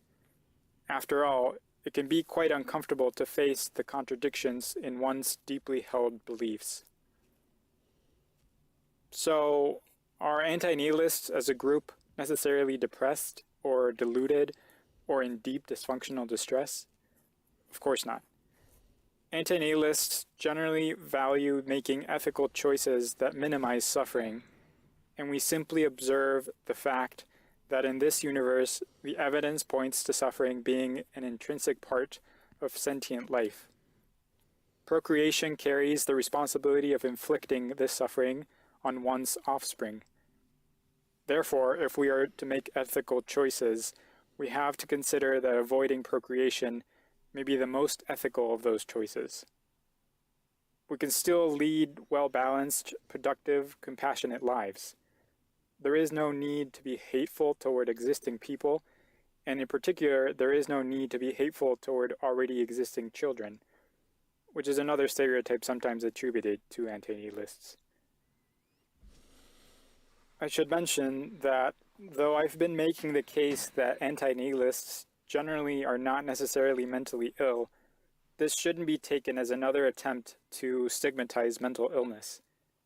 People who suffer a mental illness have enough on their plate already and don't need society to create more suffering for them by degrading them as people. My point is mainly to push back against incorrect assumptions. It is true that some antinatalists suffer from mental illness, and it might even be true that their mental illness makes them more aware of antinatalism's value. Yeah, this is what I've said before, is that like, it actually may be true that there's a disproportionate amount of people who are struggling with their mental health in antinatalist communities. First of all, this says nothing about the validity of the actual arguments, but also like if antinatalism is making a critique of something that is causing suffering, then surely it's actually expected that those who are going through the suffering that the critique is being made of, going through the suffering that the action causing it is the critique is being made of, surely it's expected that those people would be overrepresented. Like, clearly in a community that criticizes an act that causes suffering, the people who actually come out on the better side of that, like the people who are all like drugged up on well-being and stuff, like, it would be odd to see them overrepresented in antinatalism. Now, that's not to say they won't be. I know many people who have very happy lives, very fulfilling lives, and they're also antinatalist. Yeah, I would even consider myself one of those people. But it's not odd to see people on the other end of the spectrum overly represented in antinatalism. It would be like saying, it would be like trying to make a point like, veganism, it's just people who are, overly empathetic people. It's just, they're just all these people who are vegan. And it's like, well, obviously in a movement that cares about what's happening, some injustice that's happening to others, obviously there's going to be very empathetic people overly represented in that. It's not a point against the actual philosophy. But again, anti-nihilism can stand on its own and can be espoused by healthy, sane people. But this does raise the point that perhaps people who suffer from a mental illness bring with them a valuable perspective to the table. They are keenly aware of certain types of suffering that would be rational to want to prevent from happening in others. And this deserves to be included as part of supporting evidence for anti-nihilism. As a closing side note, on an earlier episode, I mentioned I would comment on the validity of labels for mental illnesses created by modern medicine. These labels have changed over time, not only in response to new scientific discoveries, but also to changing cultural values. So, with that in mind, here's my perspective on the matter. In my view, the usefulness of diagnosing mental illness is that by identifying a pattern of symptoms, that person's quality of life could be improved if certain treatments are applied that are known to have helped other people with similar symptoms. If the diagnosis does not improve the person's quality of life, either because there are no treatments or because knowing the diagnosis doesn't add anything of value, then one has to question the purpose of sticking a label on the person. Labels, in this case, are only as useful as their effect on improving outcomes, and should not be used to inflict further suffering on those who carry them. Thanks for listening. True, I see some people nowadays, it sort of comes off to me, some people, not many people, but some people. We call a time when it comes off to me as if like they're seeking a label to some degree to be different sometimes, and that sort of degrades the value of having these labels in the first place. Like these labels are exist in order to categorize things so that we can help people in those categories, not so that you can be different, like someone calling themselves a reducitarian, where it's like, what does that even mean? There's no substance to it. You just want a label so that you feel different from the average person. People do it with all sorts of things. I was thinking back the other day, trying to remember how I became an anti-nihilist. I don't recall a time when I ever actively wanted to have children. Since at least my teens, it was pretty clear to me that for me to bring someone into this world would be tremendously cruel. I think the first time this was explicitly made clear to me was when someone I grew up with mentioned that if given the chance, she would not have chosen to be born. This made complete sense to me, even as a kid. Interestingly, this same person later had children, which has always baffled me. It wasn't until around 2019, though, that I was introduced to anti-nihilism as a universal concept. Before that, I didn't really have a word for my belief, and frankly, I hadn't dedicated much mental space to the idea. I came across Sarah Perry's Every Cradle is a Grave by chance, and the title of that book immediately resonated with me. It seemed pretty obvious that when someone is brought into existence, eventual death and all the suffering leading up to that point is part of the package. So I started thinking more about the morality of others bringing people into existence. Up until then, I had limited my thinking to my private life, and whatever others did was strictly their business. I still believe that this is their own business, of course, but I finally realized that there is a kind of universal morality at play in the decision to bring sentient beings into existence. I eventually read David Benatar's book, Better Never to Have Been. Oh, is David in the chat? Not Benatar, Rams. To familiarize myself with the philosophy more formally. At some point, I'll probably make a video summarizing the points I found most compelling from that book. All along, I spoke with very few people in person about this philosophy. So eventually, the idea of talking about this topic on YouTube seemed like a great way to help me process the details of the philosophy, as well as connect with other people who think similarly. I noticed that there seemed to be a lack of people in healthcare who were talking about this, at least online. So even though I don't consider my profession to be a critical part of my identity, I decided to make medicine part of my focus on this channel. Hopefully this draws more interest from people in healthcare, as well as contribute to the general diversity of backgrounds in the antinatalist presence online. Well, I know this video was a little different from my usual, but I figured it would be nice to reflect a little on how I got here. Thanks for listening.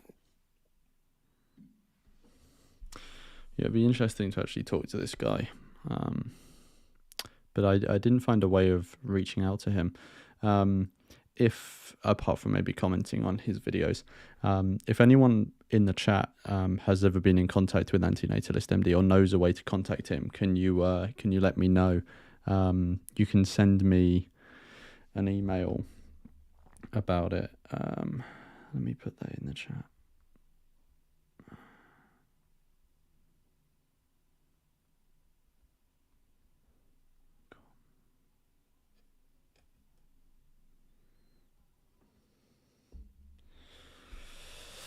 And hey, Lost Death Fixture has just sent in a super chat. First of all, thanks so much for that. Second of all, I think that might be the first ever super chat I've gotten. Anyone who's donated before has donated through the link. Yeah, so Lost Death Fixture, I think you are the first ever super chat. So thanks so much for doing that. It's appreciated. Yeah, it's actually cool to see a super chat for the first time. I've seen them in other people's streams, but yeah, so thanks so much. And they say, I just have to make you think, quote by Socrates. Definitely, I think there are many things we can do, but getting people to think more critically about the decisions they make and the impacts those decisions have is definitely an important thing to do. So this is the last one we're going to watch today. It's 5 minutes, well, coming up to 6 minutes long. This is the last one for today. And we will cover, we'll get to that after we watch this. Let's watch this one first, then we'll talk about the part 2. It's one of those fields where you're faced with death and suffering nearly every day, to different degrees depending on your specialty. When I was in training and working at a hospital, it was commonplace to see people die of horrible diseases where the best you could do to help was provide them with medication to minimize the pain and call the chaplain to help provide spiritual comfort. Even when people were not close to dying, you knew most people would have ongoing struggles with their diseases for years to come. And then there was that terrible car accident that left a young person paralyzed, the stillbirth that Hey, charlatan. devastated a family, the elderly man with a hip fracture confused from his dementia as to why he was there. I wish I could say these things are rare statistical anomalies, but they are not. and healthcare workers are witnesses to these events day in, day out. So why, when all this suffering is evident and ultimately preventable by avoiding procreation, do so many doctors still contribute to the overall problem by reproducing? Shouldn't we know better? And hey, Charlatan. Oh, I didn't realize you'd replied to my message. I'll check that later today. But thanks for letting me know. Can't we put two and two together? Sadly, as a group, the answer is no. And there are many different reasons for this. First, there is a simple lack of awareness of choice in the matter. Doctors are subject to the same general social and cultural pressures that everyone else is when it comes to procreation. And most of the time, having children is not really seen as a choice, but rather as a stage of life one must go through. It's mate, the language that people use and the way people frame things that so heavily implies, because they see it this way, that procreation isn't a choice, it's just a thing that happens to people, pisses me off, because it removes the agency people have in the decision.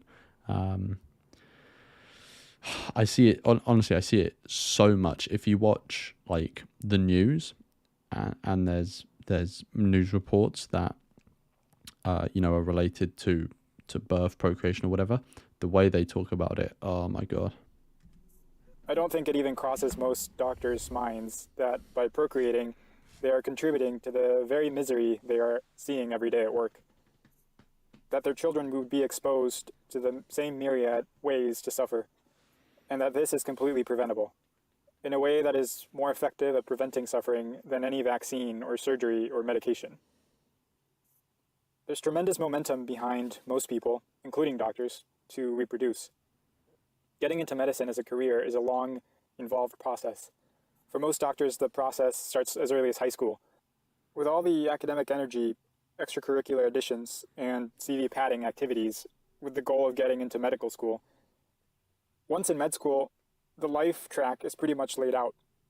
Go to residency, find a practice to work for, and have kids. This is almost automatic for a lot of doctors. And all along, things are so busy that there's barely any time, or so it seems, to think about the ethics of procreation. When your life is all laid out for you, and you are under the impression that there are certain expectations you just have to live with and carry out, it becomes easier to simply comply. No mental space to step back and say, is this right? Another reason I think there aren't more antinatalist doctors is that studying medicine doesn't magically endow you with moral insight. Medical training is largely designed to teach you to put out fires and clean up the messes presented to you. Prevention is talked about for sure, but what is taught only goes so far. It wouldn't be seen as politically correct to point out the simple fact that by producing children, people produce suffering where there previously was none. Contraception is talked about in the narrow context of avoiding unwanted pregnancy, not in the context of carrying out a moral duty not to impose suffering. There's another thing that happens during medical training that is seldom mentioned.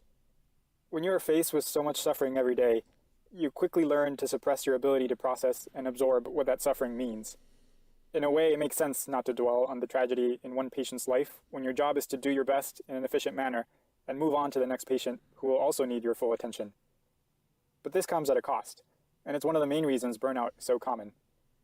So, as you get more used to the system, your empathy can be eroded away, and paradoxically, despite seeing so much suffering, it becomes harder to really understand it. And therefore, I think that for a lot of doctors, it would take a substantial leap to even consider antinatalism in their own lives. Of course, after saying all this, I realize that there are many doctors and other healthcare workers out there that do care to take a second to think about their actions when it comes to procreation and whether it is ethical, despite societal pressures. And I commend anyone who makes this effort. I hope more and more people in medicine care enough to pause and think. The same applies to everyone, but in medicine especially, we should know better. We don't really have any good excuses. Thanks for listening. Yeah, that's an interesting that one. Let's see what people, if there's anyone.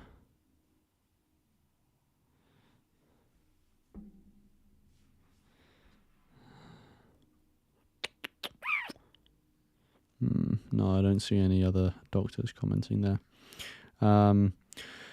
So cool. So that was the last one we're going to do in this stream. So what we've got left are 11 to 20. Now, all of them, they're obviously... Oh, that's interesting. Aniara, I've been meaning to watch that film. Anyway, so yeah, all of them are pretty similar apart from two of them. So this one is a presentation about it's introducing antinatalism for practicing clinicians. And then there's another one here, which is an hour and a half, which is a conversation that he has with a non-antinatalist, which would be interesting to watch again because that's longer. That might have to be a third stream all on its own rather than part 2. But yeah, there's 20 episodes and the most recent one was posted only 3 weeks ago. Yeah, so and this one's a little short story, which is quite interesting. So I'm actually looking forward to part 2. Yeah, I think part 2 will be interesting. There might have to be a part 3 as well, to be honest, given the amount of stuff this guy's put out.